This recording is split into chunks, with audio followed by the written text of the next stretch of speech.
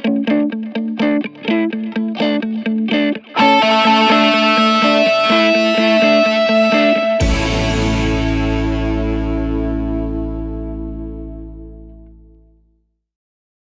में से कितने लोग हैं जिनकी इंग्लिश बहुत अच्छी है, जो पूरे कॉन्फिडेंस से इंग्लिश बोल सकते हैं? सोच लेना, मैं यहाँ पे बिठा करके बुलवाऊंगा, सोच लेना। कुछ का ऐसे ऐसे नहीं, ये थोड़ा ज्यादा हो रहा है, इतनी अच्छी भी नहीं है। कितने लोग हैं जिनको इंग्लिश समझ तो आ जाती है लेकिन बोल नहीं पाते हैं कॉन्फिडेंस, अपने आप को एक्सप्रेस नहीं कर पाते? सर फंबल बहुत करता है, फंबल बहुत फंबल होता है और अंदर से बोलने से पहले ही हमको डर लगने लग जाता है कि अगर मैं आपको यहाँ पर बुलाऊं आपको समझ आ जाएगा अगर कोई इंग्लिश में बात करेगा, लेकिन अगर मैं आपको कहूंगा बोलने के लिए तो आप कॉन्शियस हो जाओगे। जितना हम फ्लुएंटली हिंदी बोलते हैं उसी कॉन्फिडेंस से हम इंग्लिश में बोलते हैं। उस कॉन्फिडेंस से हम नहीं बोल पाते, तो उस कॉन्फिडेंस से कैसे बोलें? That is the challenge. Problem पकड़ में आ रही है ना?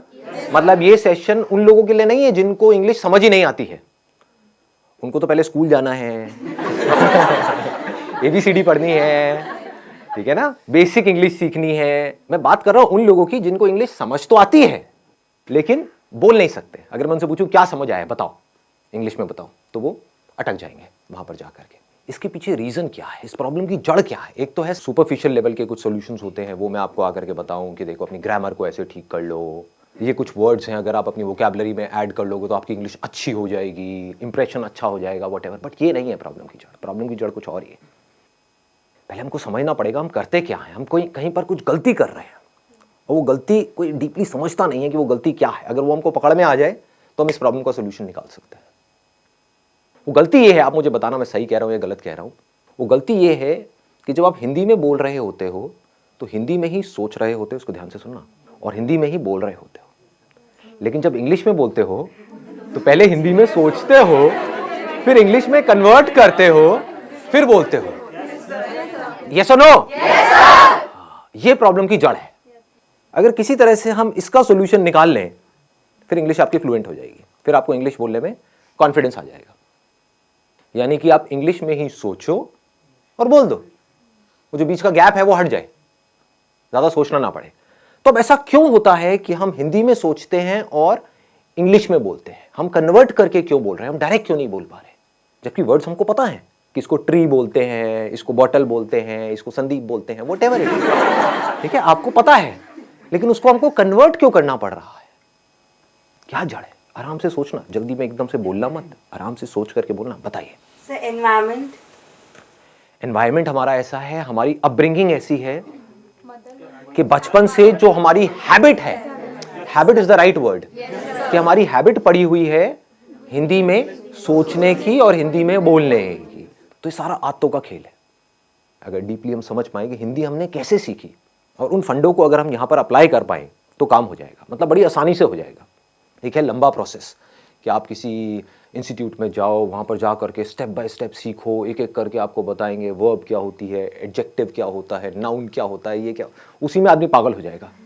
एक तो पहले ही वर्ड्स को कन्वर्ट करना पड़ रहा है, साथ में ये भी देखना पड़ रहा है ये नाउन है, एडजेक्टिव है, वर्ब है, मैं सही बोल रहा हूँ गलत बोल रहा हूँ, हो गया ना?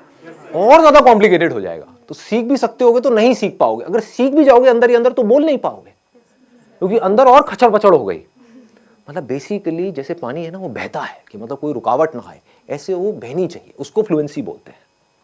तो मैं आप लोगों से पूछता हूं कि हिंदी हमने कैसे सीखी? अगर हमको ये समझ आएगा तो हम इंग्लिश को भी सीख सकते हैं और बड़ी जल्दी सीख सकते हैं। क्या आपने पढ़ करके सीखी? मतलब जो स्कूल में हिंदी सिखाई तब आपको हिंदी समझ में आई, या उससे पहले ही आप हिंदी सीख चुके थे?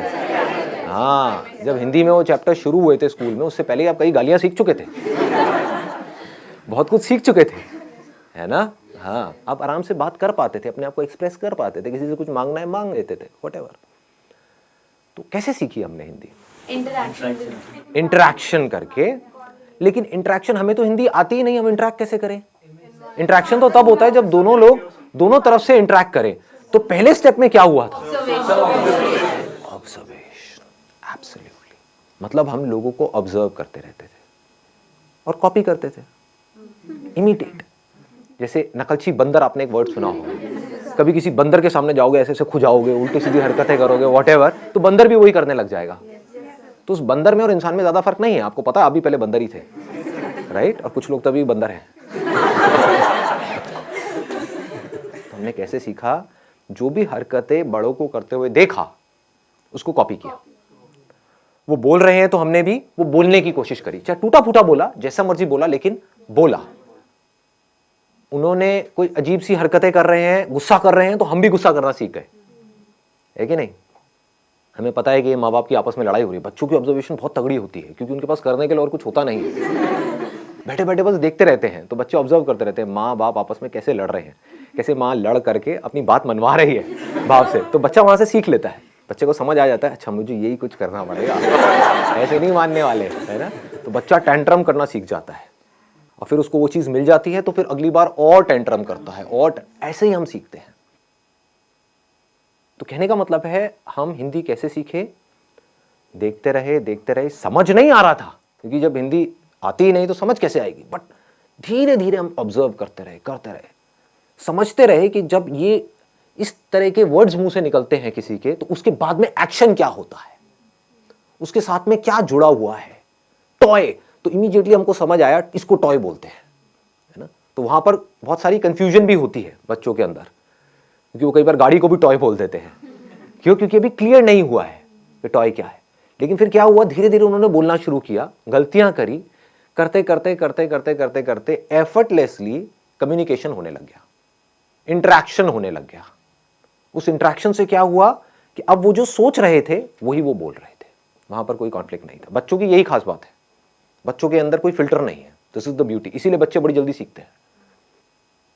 तो पहला स्टेप हमको पकड़ में आ गया, ऑब्जर्वेशन। दूसरा है प्रैक्टिस। अब यहां पर एक बहुत बड़ी प्रॉब्लम है, वो आप बताओ मुझे क्या है? प्रैक्टिस करने में, प्रैक्टिस करे कहां और किसके साथ करें? आप समझ गए ना? हमको पता है ये सारी बातें, लेकिन हम एक पॉइंट पे जाकर के अटक जाते हैं, उसके आगे नहीं बढ़ पाते। अब मैं उसके और एक लेवल डीप में जाने वाला हूं। प्रैक्टिस कहां करें, किसके साथ करें, कैसे करें? दोस्तों से करोगे तो वो माँ बहन की गालियां निकालने लग जाएंगे, है कि नहीं? घर में आप किसी से बात करोगे, अपनी मदर से करोगे, तो आपकी इंग्लिश जो बची खुची है वो भी खराब हो जाएगी। बड़े अंग्रेज आए। हाँ, बड़े अंग्रेज आ गए हैं जी। क्या हो गया? हिंदी हमारी मातृभाषा है, इंग्लिश सीखना जरूरी थोड़ी ही ना है। उनको बोलो ठीक है इंग्लिश सीखना जरूरी नहीं है, लेकिन ये जॉब है, वहां पर इंटरव्यू होने वाला है, वो इंग्लिश में होने वाला है। बोलना अपने घर वालों को, अगर कोई बोलता है ना ऐसी कोई तकियानुसी बातें करते हैं कि हमारी हिंदी मातृभाषा है और इंग्लिश सीखना जरूरी नहीं है, तो उनको बोलो ठीक है फिर तो इंटरव्यू भी देना जरूरी नहीं है, नौकरी भी करना जरूरी नहीं है। हाँ, बेचो अपना घर, एफडी कराओ, मजे से रहेंगे। खाना ही तो खाना है, उसके लिए नौकरी क्या करनी है? आपका घर है तो सही, बेच देंगे, एफडी करा देंगे, किराए पे रहेंगे। ठीक है जी, पकड़ में आ रही है बात?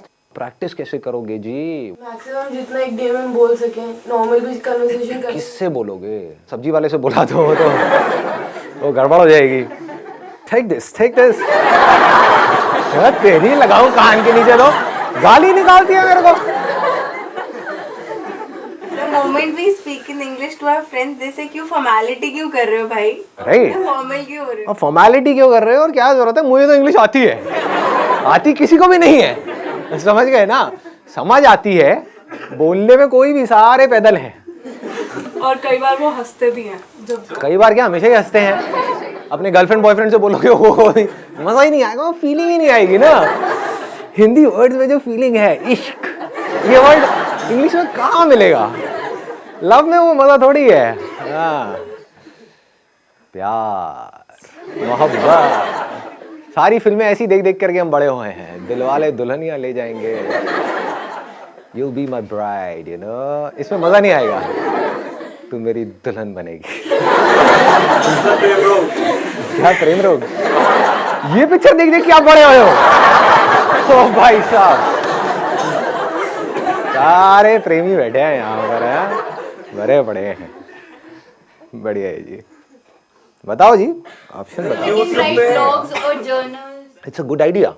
आप लिख सकते हो, मतलब डेली बेसिस पे अपनी एक डायरी लिख सकते हो कि क्या हुआ आज मेरे साथ में पूरे दिन में। उसमें मज़ा भी आएगा, और उस डायरी को जब आप एक साल बाद पढ़ोगे तो अपने ऊपर बड़ी हंसी भी आएगी, क्योंकि उस टाइम पे जब आप लिखना शुरू करोगे तो इंग्लिश बड़ी कमाल की होगी। ये मैं स्कूल में लिखता था, अब मैं बता नहीं सकता उसमें मैं क्या क्या लिखता था, बट अब मैं देखता हूँ तो बहुत हंसी आती है। मतलब कमाल की इंग्लिश होती थी, पता नहीं क्या का क्या मैं बनाता था, क्या क्रिएटिविटी, सारी क्रिएटिविटी उसमें चली जाती थी, है ना। तो this is a good idea कि आप लिख सकते हो अपने जो थॉट्स हैं, सुबह से रात तक जो भी कुछ किया है, क्योंकि लिखने के चक्कर में क्या होगा, आपको पहले सोचना पड़ेगा। सोच करके ही तो लिखोगे, बिना सोचे कैसे लिखोगे। तो this is a good idea. और बताओ व्हाट एल्स। सर हम उनसे बात कर सकते हैं जिनको हिंदी आती ही नहीं, जिनको हिंदी आती ही नहीं है, कैसे करोगे बात? फेस टू फेस, जैसे चाइनीज हो गए या फिर जो भी जिनको हिंदी आती नहीं है, अफ्रीकन हो गए सर। और ऐसे लोग contact What's your name? Tell me. Chinese से मत करना भाई साहब, नहीं नहीं। ऐसा कोई तरीका जो फिल्टर ना हो, जैसे अभी डायरी का ऑप्शन दिया, उसमें हम प्रैक्टिस कर रहे हैं, लिख रहे हैं, अपनी डे टू डे लाइफ के बारे में लिख रहे हैं, लेकिन सोच सोच के लिख रहे हैं, वो फिल्टर आ रहा है, वो फिल्टर को कैसे रिमूव करना है, ये कोई तरीका? सोचना फिल्टर नहीं है, क्योंकि अगर अभी आप हिंदी भी बोलोगे तो सोच करके ही बोलोगे, वो बस इतनी जल्दी हो जाता है, हमको एकदम से पता नहीं लगता है। जैसे आप एक मूवी देखते हो तो 1 सेकंड में 25 फ्रेम निकल गए हैं, और हर फ्रेम में मिलियंस ऑफ पिक्सल्स हैं, इतना डेटा एकदम से निकल गया है। हमें लग रहा है 1 सेकंड वीडियो का निकला है, एक सेकंड नहीं निकला है, वो 25 फ्रेम्स है, तेज निकल गए तो हमें लग रहा है स्टिल नहीं है, वीडियो है। ऐसे ही जब आप हिंदी बोलते हो तो ये मत समझो बिना सोचे बोल रहे हो, लेकिन हो क्या रहा है, आपने सोचा और बोला। सोचना प्रॉब्लम नहीं है, क्योंकि बिना सोचे तो आप बोल भी नहीं सकते। हाँ, मैं आपसे पूछता हूं वेदर कैसा है, आप यही बोलोगे वेदर अच्छा है, ना ज्यादा ठंड है ना ज्यादा गर्मी है। ये वर्ड्स कहां से आए? जो आपने एक्सपीरियंस किया, जो फील किया, उसके साथ में कुछ वर्ड जुड़े हुए हैं। वो सारे जो वर्ड जुड़े हुए हैं वो सब हिंदी में जुड़े हुए हैं। तो उस फीलिंग को, उस एक्सपीरियंस को आप फ्लुएंटली एक्सप्रेस कर पा रहे हो, क्योंकि उसके साथ में वो वर्ड्स पड़े हुए हैं। इंग्लिश के भी पड़े हुए हैं, इसको ध्यान से समझना जो चीज मैं बोल रहा हूं। हिंदी के भी पड़े हुए हैं, इंग्लिश के भी पड़े हुए हैं, बट आप हिंदी फ्लुएंटली बोल पा रहे हो, इंग्लिश नहीं बोल पा रहे। क्यों? क्योंकि आप सोचते, अब इसको ध्यान से समझना, क्योंकि आप सोचते ही हिंदी में हो, और आप हिंदी से इंग्लिश में कन्वर्ट करके फिर बोल रहे हो। कुछ ऐसा हो जाए, अगर आप सोचना ही इंग्लिश में शुरू कर दो तो क्या होगा? Problem solve. हैबिट आपकी अभी पड़ी हुई है हिंदी में अंदर सोचने की। सुबह से रात तक आप करते क्या हो? कभी नोट करना, कहीं पर अकेले बैठे हुए हो, कभी पढ़ रहे हो, पढ़ते पढ़ते एकदम से पढ़ाई से ध्यान हटा, बैठ करके कुछ सोच रहे हो, कुछ गड़बड़ हुई घर में, उसके बारे में सोच रहे हो, सोने से पहले कुछ थॉट चल रहे हैं माइंड में। थॉट है क्या अगर बोलना नहीं है तो? कभी ध्यान से अपने थॉट्स को देखना। थॉट्स में अगर वर्ड्स नहीं है तो थॉट भी नहीं है। बिना वर्ड्स के सोच के दिखाओ, किसी ऐसी चीज के बारे में सोच के दिखाओ जिसका कोई वर्ड माइंड में पड़ा ही नहीं है। इम्पॉसिबल। हमें यह लगता है कि बात करना या बोलना मतलब सिर्फ आपसे मैं बोल रहा हूं, आपसे बात कर रहा हूं, इसको बात करना कहते हैं। अजी नहीं, जो हम अपने अंदर सुबह से रात तक बोलते हैं, एक्चुअल में वो बात करना है। अगर अपने अंदर ही अंदर आप इंग्लिश में बोलते रहो, ये आपके हाथ में पूरा कंट्रोल है, या और कुछ नहीं तो शुरू में इंग्लिश और हिंदी को मिक्स कर दो अपने माइंड के अंदर, तो धीरे धीरे आप देखोगे, नहीं भी चाहोगे तो मुंह से वो ही निकल रहा होगा जैसे थॉट चल रहे होंगे। It is called habit.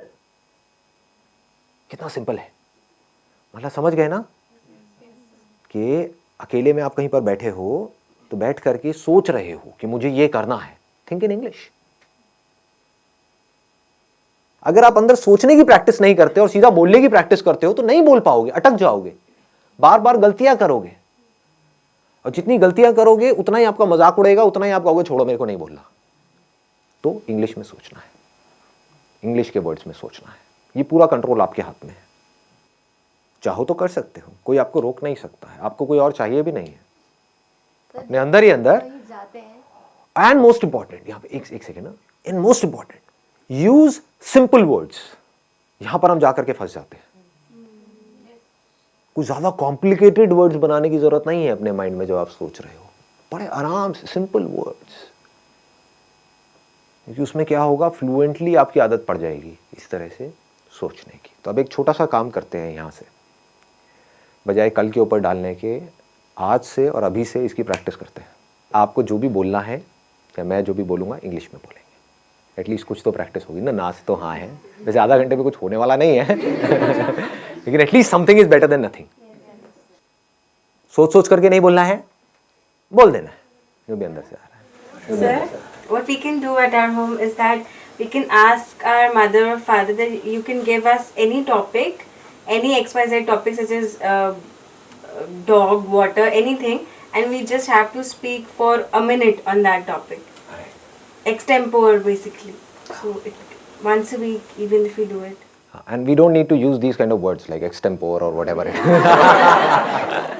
So now what is going on is, like say we can have a practical demo as in what we need to do and what we don't need to do. And even if you commit some mistakes, it does not make any difference. My English is also not that good, but how does it matter? If there are people who are making fun of you, they are just giving a boost to their own ego. Yes. If you go and speak in English with a foreigner, they will never make fun of you. Because for them, it's not that important whether what you are saying is right or wrong. What is important is whether they are able to understand, like say, whatever you are trying to express. So sometimes it happens that like our generation is fond of online shoppings, or maybe like if there is a problem in the phone or something like that. So what we can do is instead is that we can call the customer care. There is an option that one is in English, the other is in Hindi. It's a great idea. They'll not judge you according to your voice, and you'll be able to get it that whether they are understanding your English or not. Yeah. And I know that there are some people who talk to these, who call up at these call centers and talk about all the shit stuff. Just for time pass. So now at least you are learning something. I think it's a great idea. Yeah. You can talk to them. Nobody will judge you. You can create an imaginary problem, right? Related to that product or service, right? Create an imaginary problem in your mind. Oh, I'm going through all this pain and suffering and whatever, and then feel it, and then call up. I'm so depressed because of this product. Ma'am, please do something. Nah. You'll get to know that whether they are like able to understand what you're trying to. They will understand. They have to understand because it's their job. The job of your friends is to make fun of you, point out your mistakes. This is where you are wrong, whatever. So it's all about right and wrong. But their job is not to tell you that your English is right or wrong. Their job is to understand whatever you are saying and then give you a solution. There are some things in life where you can't afford to be mechanical. You need to put some conscious effort in it. You need to think, okay, what is it that I need to do? There is a problem. I need to figure out a solution. So here you need to consciously think about that particular problem and need to come out with a solution. So when you are busy, just try to understand the depth of this. When you are busy with finding the solution to a problem, you're so busy and so occupied that you're not concerned about being right or wrong.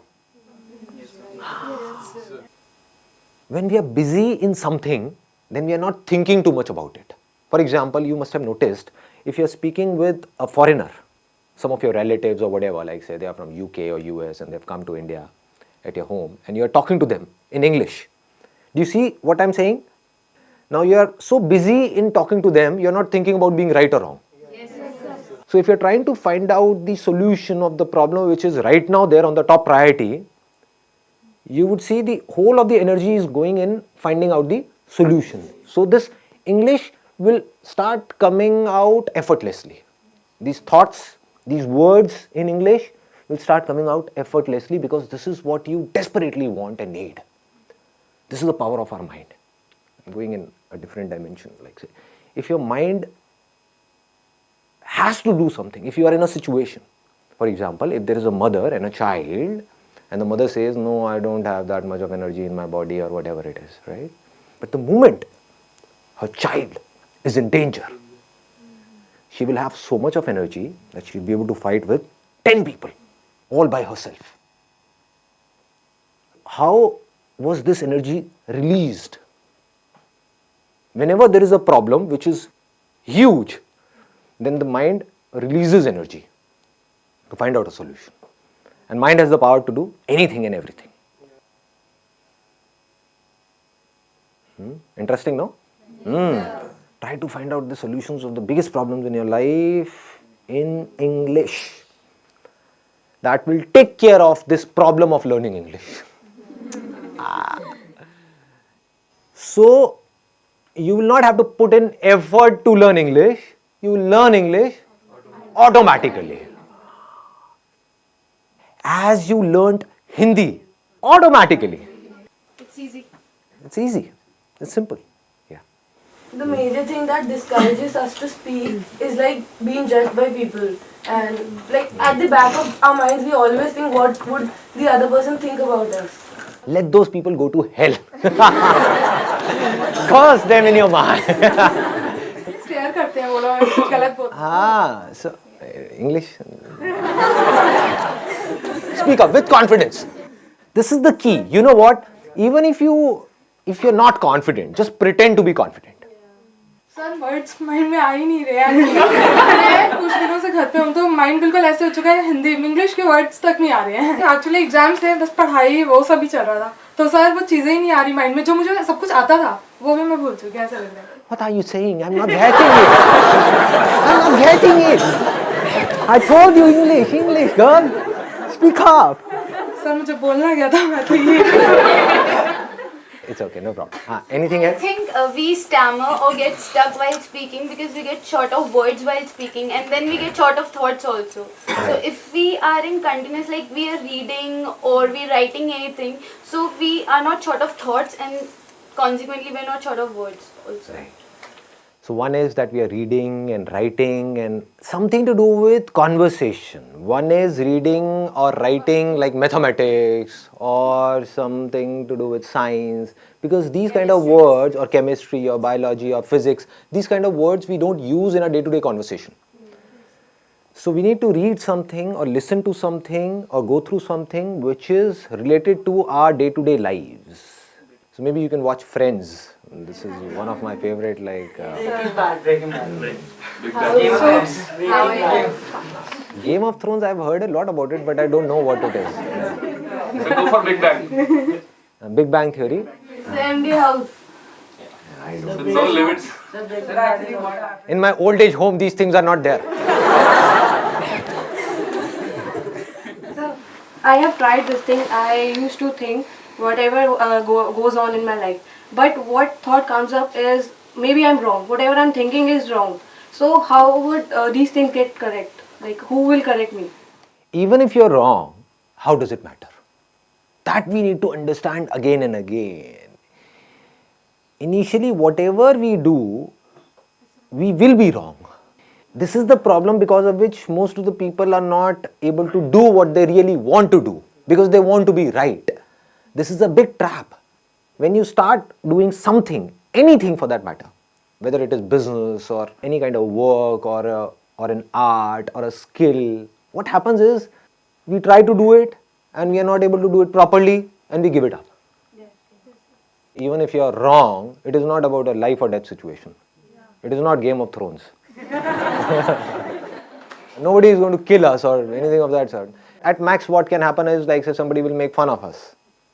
So what is happening is they are smiling, they are laughing. Right, because of us. So is it a problem or is it a good thing? Good thing. It's a good thing. Yeah, right. Because something good is going on because of you. Yeah. Whether they are laughing on your jokes or whether they are laughing on you, how does it matter? We need to say, okay, no problem, just keep doing it, keep doing it, keep trying, keep trying, keep trying. I think that is a key word. Keep trying, keep trying, keep trying. So Dr. APJ Abdul Kalam has stressed on this thing that no matter what your age is, you should keep learning always. Right. And we need to understand all these things practically, not theoretically. One is theoretically, okay, I understood. Then what? You need to bring it in practice. That's where you need courage. That's the basic difference between a winner and a loser. Losers understand all these things. They would say, okay, I know all these things. Tell me something new. Abbe khachar. What will you do of something new?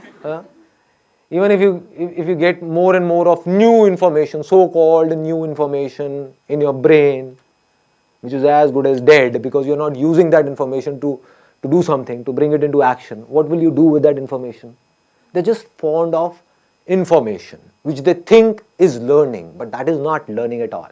Learning means getting some information and bringing it into practice. That is learning. The moment you bring something in practice, either you will succeed in it or you will fail. So whether you succeed or you fail, you need to let it go and keep on building your practice.